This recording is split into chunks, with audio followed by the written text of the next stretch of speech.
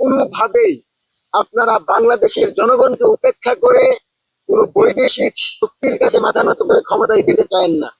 আমরা আপনাদেরকে সংসদে পাঠাবো যদি আপনারা কথা দিতে পারেন এদেশের সংসদে কোন আধিপত্যবাদী শক্তি থাকবে না, এদেশের সংসদে কোনো ঋণ খেলাপি থাকবে না, এদেশের সংসদে কোনো চুর থাকবে না।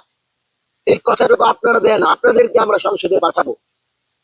সে জায়গা থেকে যারাই নির্বাচিত হবে তারা যেন আগামীতে আমাদেরকে এমন কোন আলটিমেটাম না দেয় যে তোমরা জুলাইয়ের কোন শক্তি বাংলাদেশে কথা বলতে পারবা না। যদি আগামীতে আমাদেরকে শাহবাগে বসতে না দেওয়া হয়, আমাদেরকে বলতে আসতে না দেওয়া হয়, মনে রাখবেন 1 মাস ক্ষমতায় যদি থাকেন সে 1 মাস আমাদের পাহারায় থাকতে হবে। এবং আমাদের এই শক্তিগুলোকে উপেক্ষা করে যদি কোন সরকার এদেশের রাষ্ট্র ব্যবস্থায় থাকতে চায় তাদেরকে জনগণকে সাথে নিয়ে আমরা প্রতিহত করব।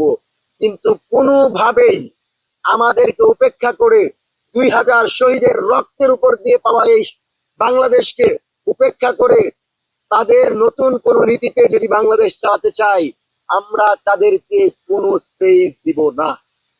যারাই সরকারে আসবে তাদেরকে শাপলার বিচার করতে হবে, পিলখানার বিচার করতে হবে। মোদী বিরোধী আন্দোলনে আমাদের যে ভাইরা আঘাতপ্রাপ্ত হয়েছে, যে ভাইরা শহীদ হয়েছে তাদের বিচার নিশ্চিত করতে হবে।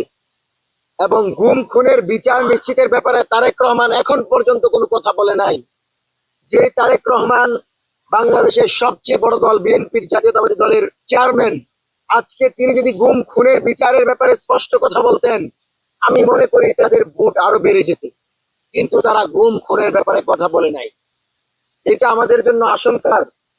বাংলাদেশ জামায়াত ইসলামী আমাদেরকে যদি কোনোভাবেই ভুল বুঝিয়ে তাদের যে পরিবেশ, ছাত্র সংসদ নির্বাচনের মাধ্যমে ইতিমধ্যে শিবির বাংলাদেশের সকল সংসদ নির্বাচনে নির্বাচিত হয়েছে, কিন্তু আগামীর বাংলাদেশে যদি তারা সরকার গ্রহণ করে আর তাদের সমালোচনা করার জন্য আমাদের মাঠে নামতে যদি কোনো বাধা প্রয়োগ করা হয় তাদের বিরুদ্ধে আমাদের লড়াই চলবে। এখন পর্যন্ত সংসদ নির্বাচন হয় কিন্তু তেমন কোনো বড় আন্দোলন আমরা লক্ষ্য করছি না। কিন্তু যারাই বাংলাদেশের সরকারের পরবর্তীতে আসবে তারা যদি ভুল করে, আমরা আশা করব বাংলাদেশের প্রতিটি বিশ্ববিদ্যালয় থেকে সবার আগে মিছিল বের হবে, প্রতিটি বিশ্ববিদ্যালয় থেকে সবার আগে প্রতিবাদ হবে এবং বাংলাদেশের প্রতিটি বিশ্ববিদ্যালয়কে আমরা ছাত্র রাজনীতির বাইরে দেখতে চাই, দেশের ভিত্তিক রাজনীতির বাইরে